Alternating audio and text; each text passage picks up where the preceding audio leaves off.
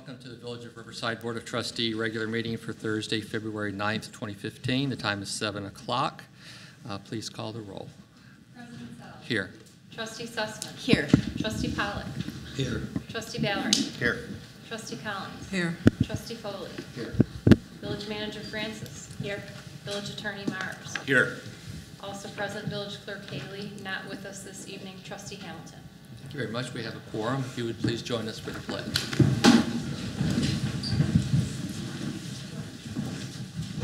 Pledge allegiance to the flag of the United States of America and to the republic for which it stands, one nation, under God, indivisible, with liberty and justice for all.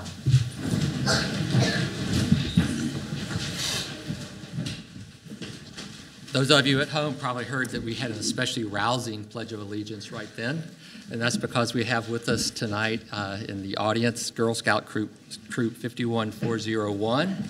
Wave to the camera, girls. They are here working on their government badge, and their mothers are now in the back with their heads in their hands. So welcome to everyone. If you're here with us this evening and you'd like to make a comment at any time during the meeting, you're welcome to do so. I just ask that you be recognized by the president and that you make your remarks from the podium so that the folks at home can hear and see what you have to say. First up this evening is public comment. Would anyone like to address the board? Do any of you have anything you want to say to us? Hello. Yes, ma'am. How you doing? I just wanted to, If you could come up to the podium, please, and introduce yourself. first time ever in this meeting, sorry. Oh, welcome. So I just wanted to come and say something about what happened on February 3rd with the train tracks on the Cali crossing here in town. I was stuck on the tracks with my two kids in the car. It was after we had a bad snowfall, and the tracks did not look like they were dangerous, so I proceeded to go over them. And I saw other cars going over the tracks and got stuck on the tracks during rush hour. And it was a really scary experience, and I just barely made it off the tracks, and I had the help of a kind stranger that was passing by who actually is here with me today. I had to take my kids out of the car and throw them into a stranger's car and get his help to push my van off the tracks, and even had to wave some passerbys, like 2 teenagers ran over to help us. We also had an older gentleman that was trying to help us as well. And it was really a scary situation. Once I got home, I immediately called the non-emergency number to let them know what happened. And I knew that it was very probable that somebody else was going to get stuck there as well. So I kept expressing to the non-emergency dispatcher that someone needed to go out as soon as possible to assess the situation, close down the crossing, because I was pretty certain an accident was going to happen. And I just kept being told over and over, well, at least a couple of times I was told, yes, we've had calls about this crossing. Public Works is aware of it. They've been notified. They're aware of it. I said, I don't think you understand. Right now, somebody could be stuck on the tracks, and this is very dangerous. And I was just told, we're aware of it, and Public Works is aware of it. Come to find out that people did get stuck after me on the tracks, and they barely made it off. I posted the situation on the Riverside social media pages on Facebook just to let people know that this was a dangerous crossing to take when there's snow and to be careful. And come to find out that many other people had also gotten stuck on the crossing and barely made it off. One woman even said she saw the lights of the train coming towards her car, and she just made it off the tracks. She was about ready to abandon her car, and that was on Monday, the day before, and that she had called. I'm not sure what places everybody was calling.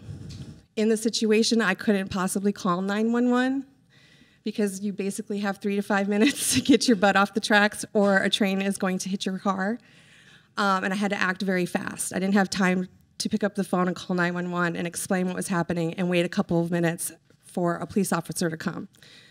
I had to get my kids safe, number one, and then try to get my car off. And if that wasn't going to work, I was, of course, going to abandon my car. I find it disturbing that so many people claimed that they called. I don't know how many of those people actually called, whether they called the village, the non-emergency number, or 911. And then being told that only one call was logged as that crossing being an issue. And then also not really, I didn't feel like people really, the police really responded to the emergency situation. I think that the crossing could have been just temporarily just blocked off. It's not a major crossing. It's not a stop.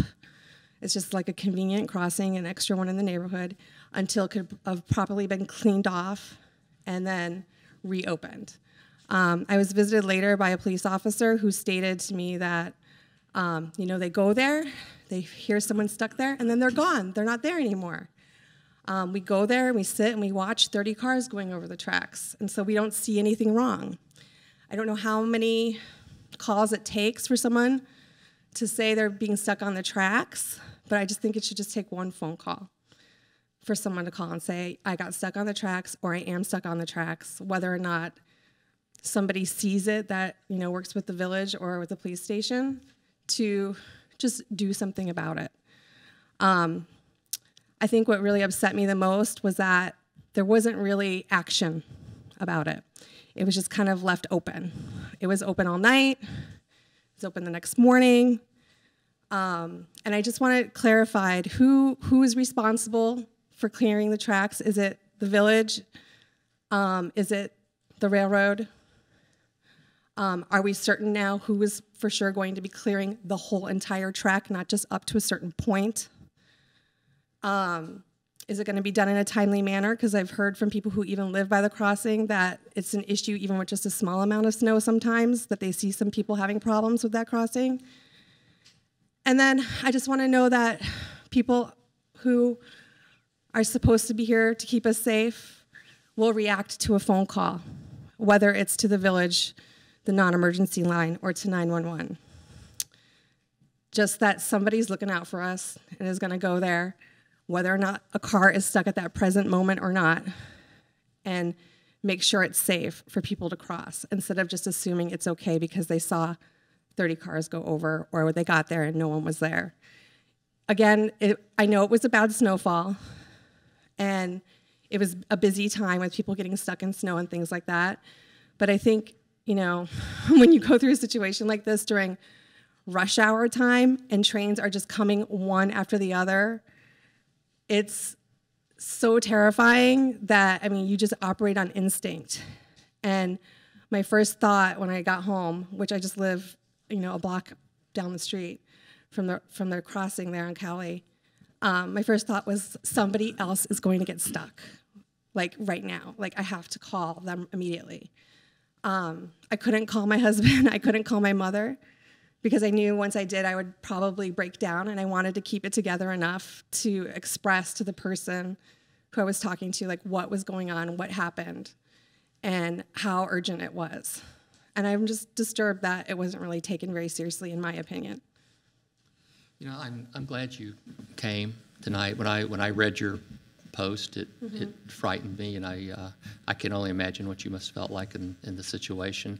And we actually have asked our chief of police and our public works director to be here tonight to actually address this issue, so I'm glad you were here to bring it up. Okay. But perhaps our village manager, would you like to address the question about the responsibility of who is responsible for the clearing?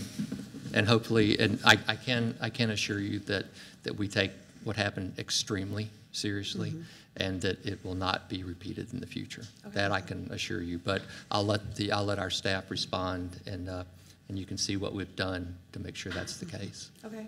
Okay. Thank you. With regard to that crossing, upon hearing what happened, staff met and discussed what occurred, what we could do better, and I'll let the police department and public works address what their respective departments will be doing moving forward with regard to that crossing that street. If at any point it is deemed as unsafe and we are not able to mitigate or eliminate the issue at that crossing, we will shut down the street. With regard to reliance on the railroad, there's only so much we can do with regard to removal of snow off of the tracks, because obviously we have to lift up our plow so our equipment doesn't get damaged. We're trying to get the snow removed off of the tracks. However, if it is deemed as unsafe at any given point, we will shut it down. Also, the street, not the crossing. We have authority with regard to the street. And then I will also let the police chief and Director Bailey, our Director of Public Works, address with regard to their respective departments moving forward so that this doesn't happen again. Okay, I just want to ask, because I read before, like, if it's deemed unsafe, I want to know what is considered unsafe, because I was told when a police officer came to visit me to discuss the situation that we go there, we see so many cars go over, they're not getting stuck. We go there because someone calls and says they're stuck there, and they're not there when we get there. So it seems like it's fine to us. I mean, just because 20 cars go over and don't get stuck, and then one car goes over and gets stuck. I mean, I was driving all over the whole day on unplowed streets and was not getting stuck anywhere. I think that just of having a phone call about I was stuck on the tracks or I am stuck on the tracks, to me, that is enough to deem an unsafe situation. I don't think it needs to be observable by any particular person in charge as Right, no, I'm speaking with regard to a proactive stance. This is without receiving a phone call with regard to a person getting stuck. This is monitoring it during a snowfall activity. So I just wanted to make... Okay. Chief Eitzel, would you like to address this?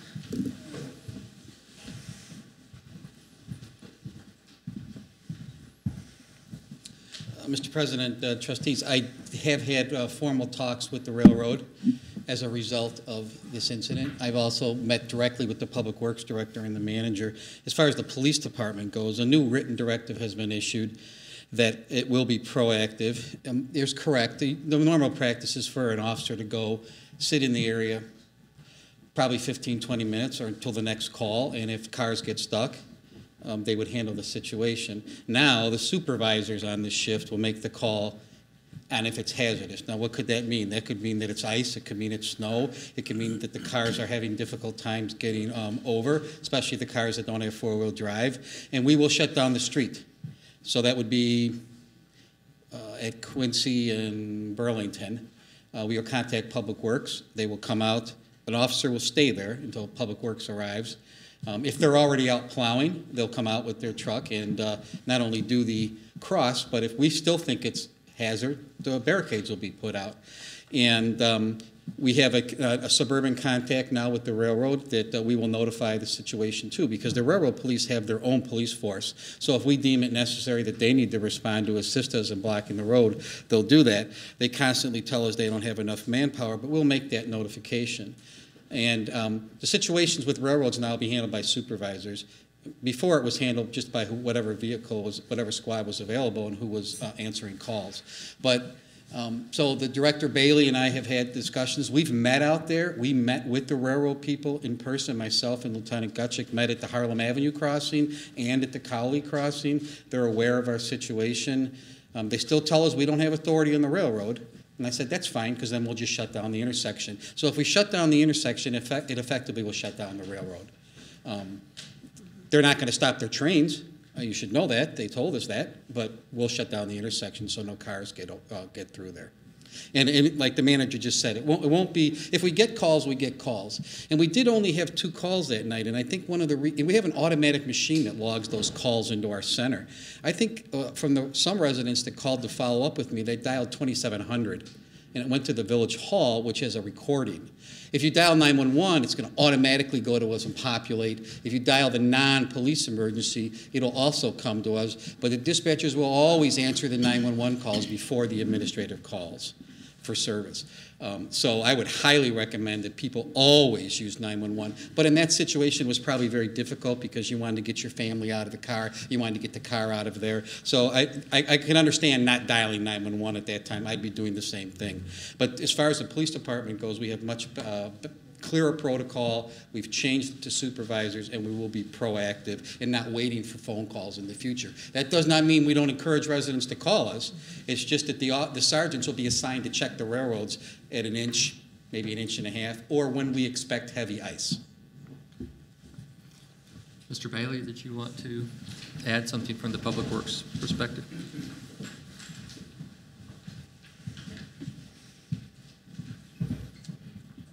I'm the Director of Public Works. I'm responsible for snow removal from village streets. I certainly want to apologize to anyone who had any difficulties associated with that snowfall. Fifth largest snowstorm in history. It's a lot to deal with, but still, we had some issues, including this one is probably the most dramatic. And what we're obviously going to start doing is take a much more conservative approach with all railroad crossings. And I could have been, I felt myself, I could have been more conservative, and because I had inspected that crossing late in the afternoon. I knew snow was accumulating. I thought that vehicles were getting over it okay, and then that we would eventually get to it. And I could have made it more, and I certainly will make a more conservative decision in the past. And one of the best alternatives that I could have done is close the street. Whether or not we could get to it, there's a lot going on sometimes with equipment transitioning, our operations transition, our personnel will transition. And that's a minor street. So the other crossings are all on major streets. They get the most attention. And that really, this incident, as unfortunate as it was, really kind of probably brought that into focus, that Cowley is a minor street. It gets the least amount of attention. The plows go through there less frequently. And that's one of the consequences, I think, as the snow can build up. Going forward, the chief has obviously very, I'll say, stringent protocol for monitoring the intersections. Going forward, something we haven't done in the past that we will do now is when these major snowstorms arrive, we will monitor these the crossings every 2 hours, and during rush hour every half hour.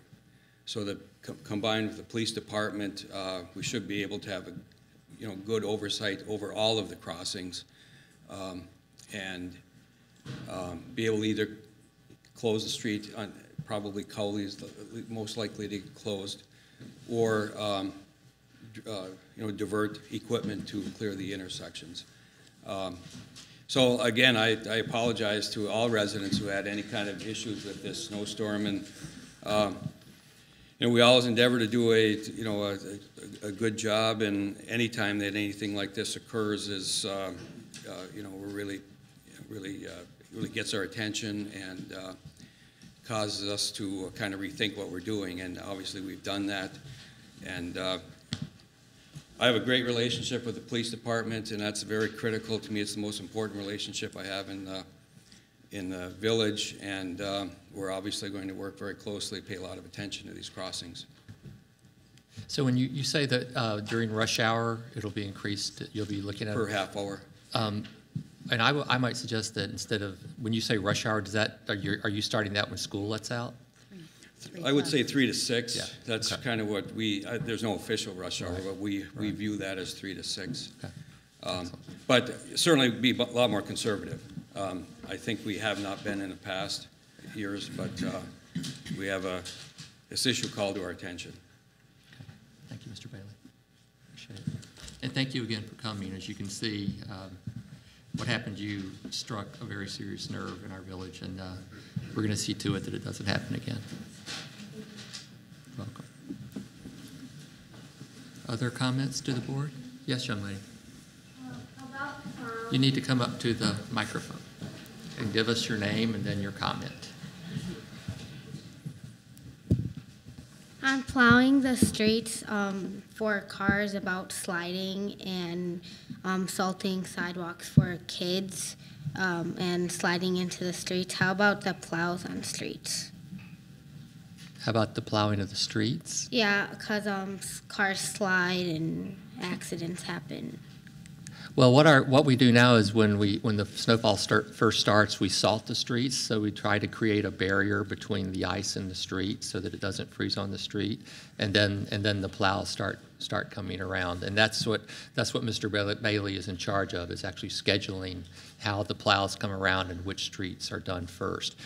Our usual method is we try to plow major streets, and we also try to plow the streets in front of schools first, so that your parents can come get you after school. Thank you. Any other questions? Yes, sir, please. My name is Adam Rosen. I helped out Amy on that day. Thank you. I came here today. I was a little concerned, and especially with the response in the landmark that the village gave about that it wasn't an emergency situation and all that. I'm glad to see everything is being worked on. Mr. Bailey, I know you're working with a short staff of only 4 or 5 public works guys that can plow right now. Or correct me if I'm wrong, there's only 4 or 5. I know it's tough out there, especially with the situations we had. But when the response that I heard was, well, we couldn't close the crossing. Nobody's asking to close the crossing. If you close the street, it stops anything like that happening. And that same night, when I got home, and actually I had returned her Amy's purse because she had left it in my car, I didn't notice. After I got home, I got a notice on my computer that 6 people were killed in a train accident in New York that same night. And it really hit home that, what if I wasn't there at that? And what if anyone wasn't there? What if the kids didn't show up? What would have gone on? Who knows what could have gone on? And to say that wasn't an emergency at that point to close that intersection was just wrong. But I'm glad that it's being worked on, and hopefully something about that intersection, because it's a tough incline to get up when you're the first car and there's snow up there and all the trains are pushing it off the tracks. So I hope something can be done about that, and I hope that this won't happen again. Thank you. Thank you, sir. Okay. Yes, sir.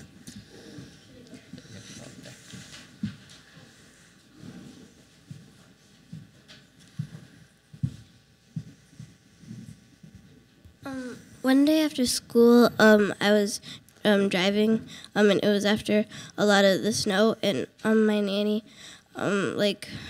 she almost got into a car accident because people almost hit her car because of the snow, because it was so much snow and it made the roads smaller. Right. So, and she kind of got mad because she gets mad when people almost hit her car. I know people like that myself. Well, no, you're right. But because when the plows come through the first time, especially, it can be a smaller street, and people have to be really careful when they're driving, especially early. You know, right when the snow starts falling, that's when it's especially slick because of all the oil and all that's on the street. So I appreciate that. Okay.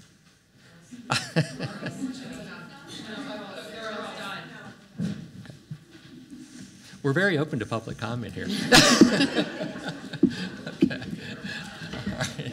Anyone that doesn't have a green vest on have anything to say to the village board? Okay. All right. Well, thank you.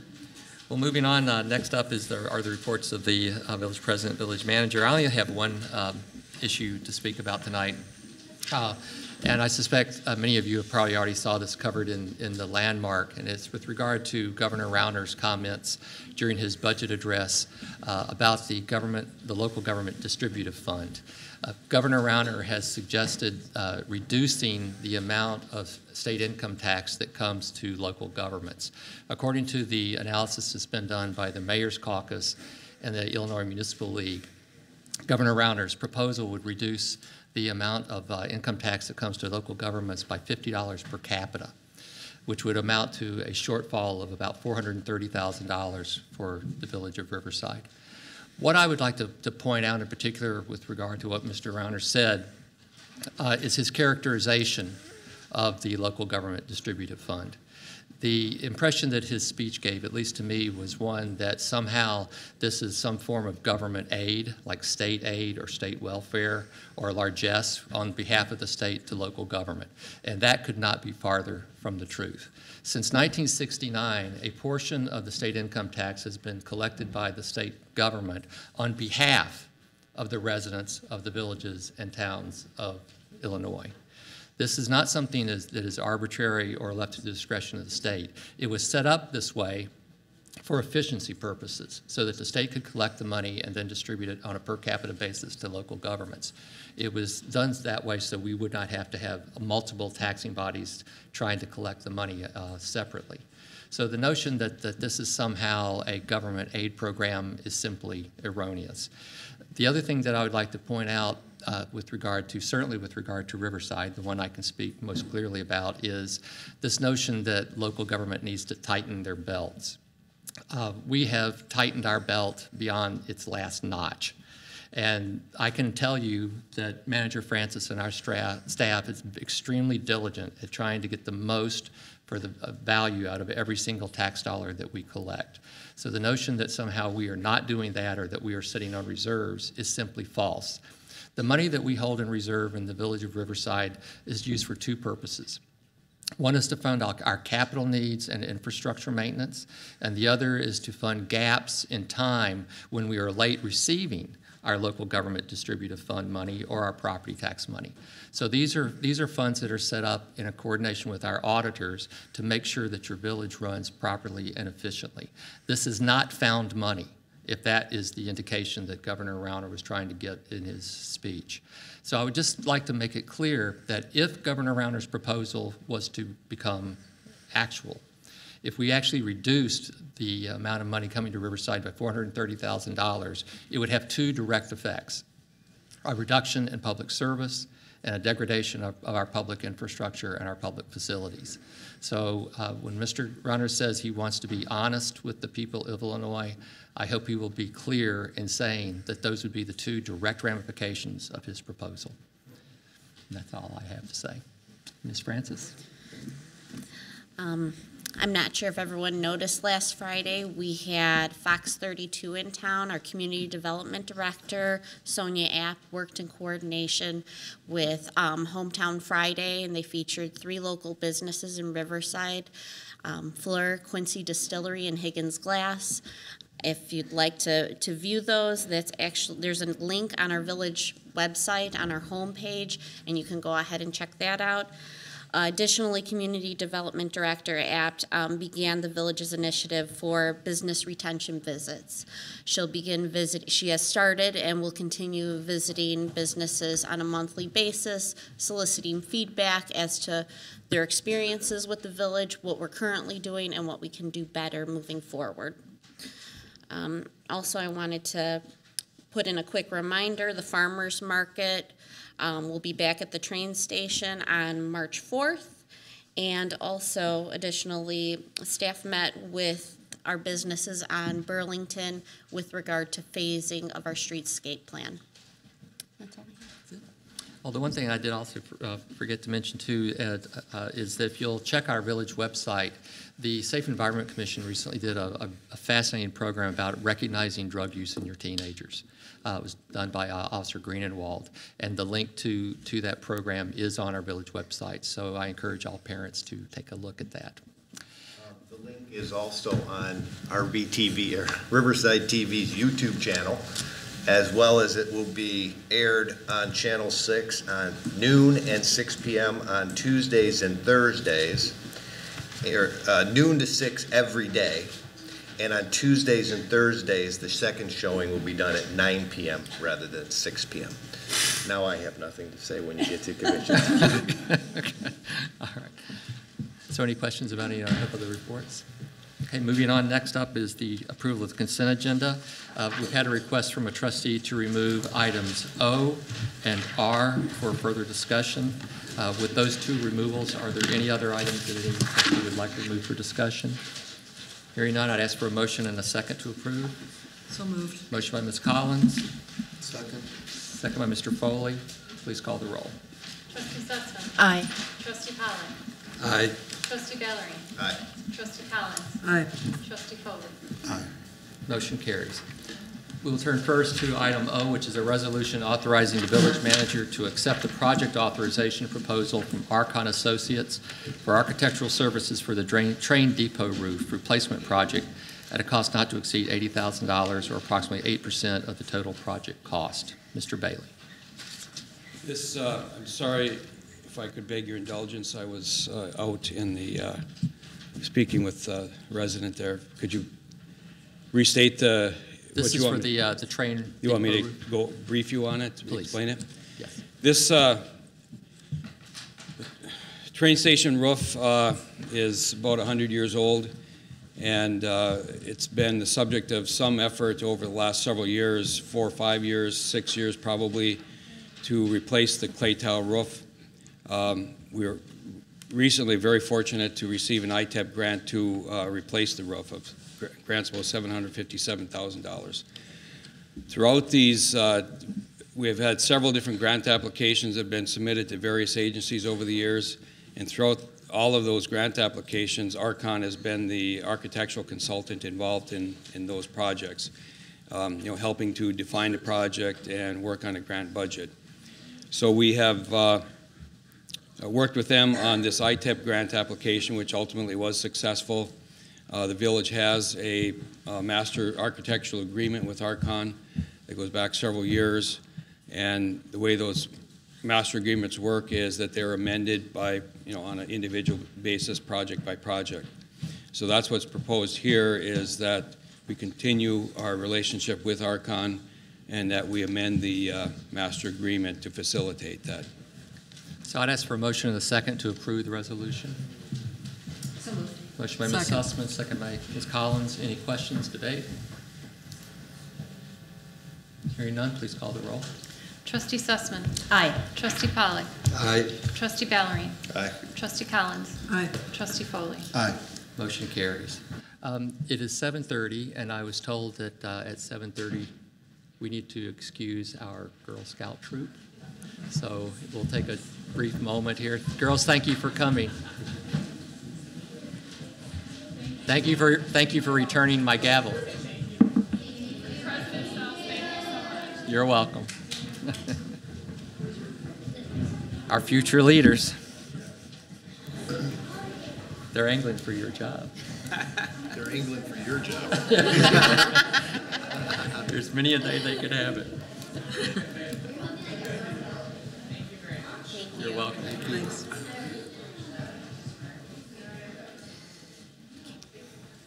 All right. Okay.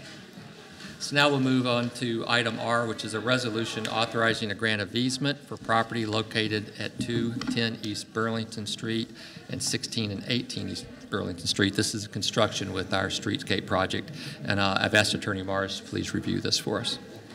Thank you, President Sullivan. As staff has gone through planning for the Burlington Streetscape project, one of the things that came to their attention is the fact that the Village Center building is actually set back approximately 10 feet from the property lines along Long Common in East Burlington. And so although that all appears to be public sidewalk, actually the 10 feet closest to the building is private property. We weren't able to identify in looking at historic documents that had ever been dedicated necessarily for public use. So we've created a grant of easement that does three things. One, it gives us access for construction of the streetscape improvements adjacent to that building. Two, it gives us continuing access on a perpetual basis for maintenance and repairs to that 10 feet. And finally, it creates a right of the public to use that as sidewalk on a perpetual basis as well. And so this is a resolution approving that grant of easement. The Condo Association has approved it within the last couple of weeks, and so this will finalize that. Make a motion to approve. Motion by Mr. Foley. Second. Second by Mr. Ballerine. Any questions or conversation? I have a question somewhat related but somewhat unrelated. During the construction period, what kind of fail-safes are we going to put into policy in order to, not negatively hinder some of our businesses? Like, how are people going to be able to get to Aunt Diane's or Choo Choo Or, I mean, are we going to have streets closed? Are we going to have signs that are going to direct people different ways? That's one thing I've heard is some of them are a little bit worried about, you know, how it's going to affect their businesses. That was part of the discussion at our phasing meeting that took place this week. There will be no street closures. When they're they're doing the project in phases. So when they're doing one side of the street and repairing curb, replacing curb and putting down the pavers, those parking spots will be unavailable. However, there will be street parking on the other side, and then it will be the reverse. At no point in time will the street be closed. It will always continue to have access throughout the time of the project. And then we're working on collaboratively some creative ideas of making sure that people continue to patronize our businesses in the central business district throughout this project. And how about discussion with St. Mary's or PNC or any of the banks to the people that have some large spaces to use their additional parking? Well, Riverside Bank, that's our parking. I'm talking PNC, the other one that has all that parking in the back, and obviously St. Mary's has quite a bit of parking. Have we approached them to see if we can utilize some of that spaces? We have not at the moment. Obviously, at St. Mary's on the reverse side, you have the green parking lot that'll be readily available. If we see that it's a problem, maybe we can have a fallback plan B, if you will. And maybe I can add a little bit to that because, I mean, we had a pretty extensive conversation with our village engineer was here. And the designer of the project. And the basic staging plan is to begin in front of Riverside Foods and work in a counterclockwise manner. So the first thing they'll do, they will lay the impervious pavement first, and then they'll come back and do the impervious part by the parkway. And so then they'll work in a counterclockwise direction going all the way around. They anticipate that will basically go through August and September. That's about how long that will take, probably maybe into October. And then the actual street resurfacing will come in and take place. And the deadline under the contract that's going to be let is it will be completed by Thanksgiving. And should it, for some reason, go beyond Thanksgiving, then the contractors would be paying damages on a liquidated basis. So they have every incentive to meet that schedule. But they were very clear to all of our businesses that Burlington will always be open for two-way traffic during the entire project. And one of the other good things that came out of that meeting is we're going to work closely with the chamber, as Manager Francis said, to try to come up with some creative incentives for our residents, because it's really important for our residents to understand that this is a project that is going to be disruptive to our businesses, and we really need our residents to step up and support our businesses through what's going to be a trying time for them. So we want to encourage people to come downtown, see the renovations, see this kind of renaissance that's happening on Burlington, and to make this as easy as possible on our businesses as we go through this together. So that's the plan. But I like your idea about talking to St. Mary and see if we could get some parking there. There will always be parking on one side of the street while they're doing it, but every little bit could help, so we'll reach out to them. Other questions about the easement? No. Hearing none, please call the roll. Trustee Sussman. Aye. Trustee Pollak. Aye. Trustee Ballerine. Aye. Trustee Collins. Aye. Trustee Foley. Aye. Motion carries. Yes. Just a question or a suggestion about the consent agenda, and I am the one who asked to have those two items removed. I'm not embarrassed to say that. I think that for many of the items on the consent agenda, these are things that we talked about a while ago and that we actually made decisions on a while ago, and now they're just coming up for us to take the final vote on.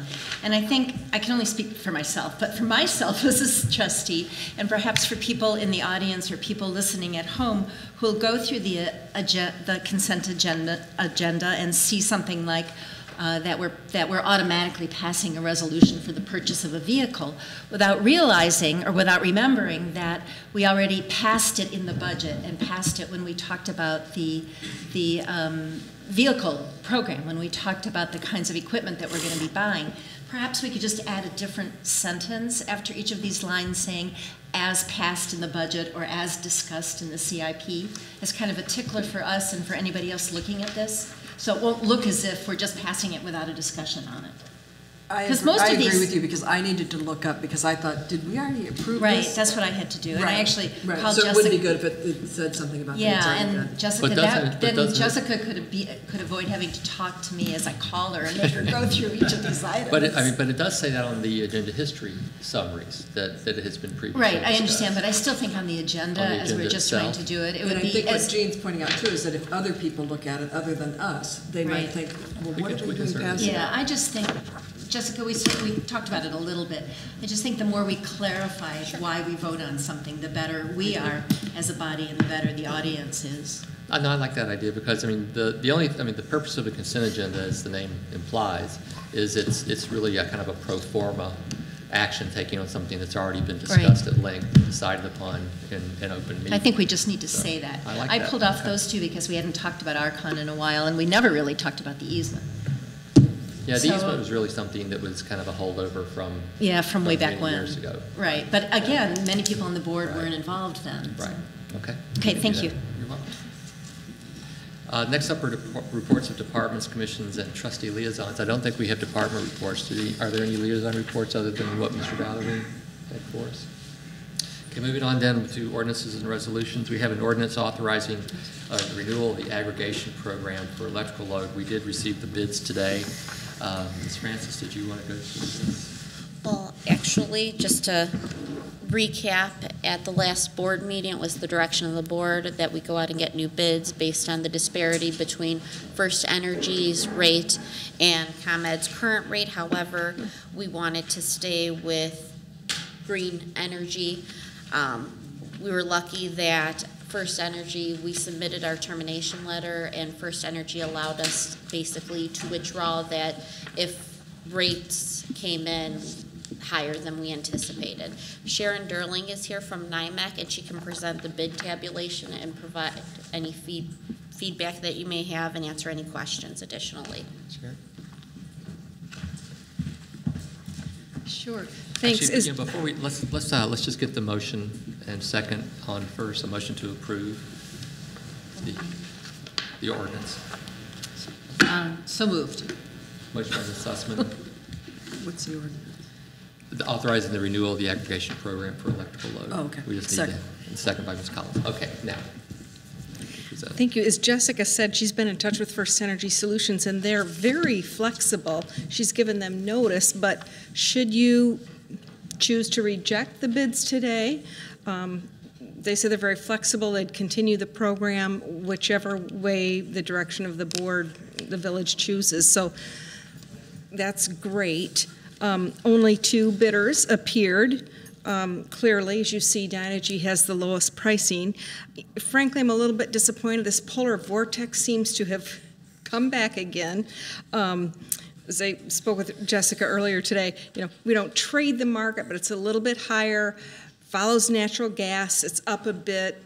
Market talk, maybe talk is cheap, but market talk is that it's going to drop back down from 285 to 250 or so. So the point is you have options. You could select one of these today. You could receive bids in another meeting, 2 weeks or 4 weeks. So it's the board's, preference. And I'm happy to respond to any questions, but to be clear, the first column shows the 100%, I'll call it green pricing. And then the third column there is the traditional brown, just as a comparison. So I'm happy to respond to questions or further talk about what we've got here. Well, I will say you didn't see this last time. I don't believe Dynegy offered a step-down rate, and there's a reason for that. We'll look at the lowest number, just because for the 2-year term, they're offering a rate of 7.143. Actually, that's my average. It would start out for the first 12 months, 7.318, I put it in a little gray there. After the first 12 months, it remained fixed for that time. For the second 12 months of a 24-month term, it would drop down to 6.967. Why is that? It sort of reflects some capacity charges that are going to be reduced across the board. So it better matches the ComEd rate. We expect it's going to fall a little bit then for starting in 2016 through 2017. So that's why they're offering that. They didn't offer a straight through rate for a 2-month term. Downside of putting this on hold and going out to seek bids in April, when we're done with vortexes, hopefully. Should at least. You know, Yeah. temperature gets steady, we really don't have to make a decision till June, correct? That's correct. I think there might be, some upside actually, but you asked what is the downside? You'd continue at your current rate, that's it.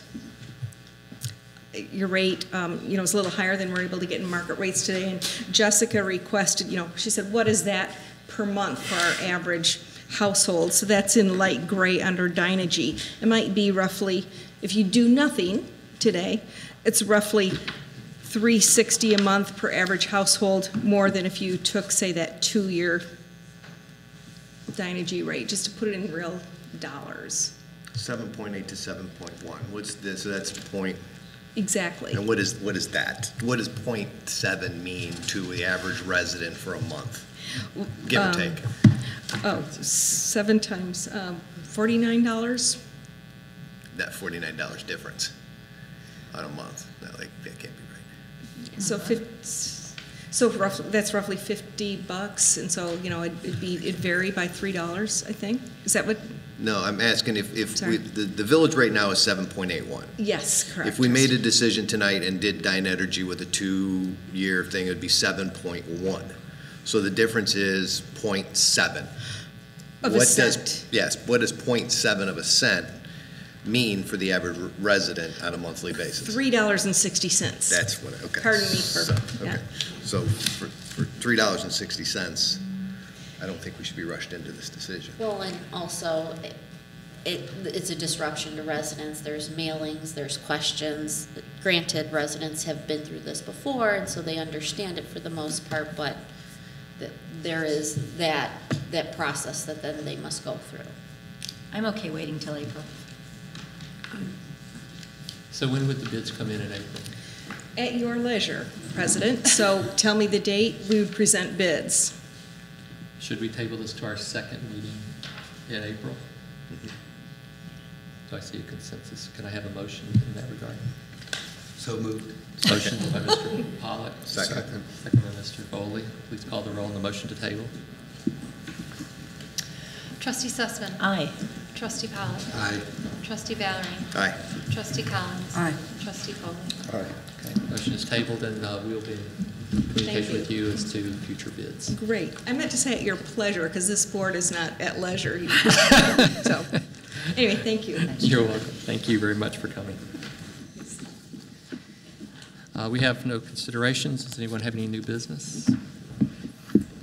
We do not have a need for executive session this evening, so I'd ask for a motion and a second to adjourn. Motion by Ms. Collins, second by Mr. Foley. Please call the roll.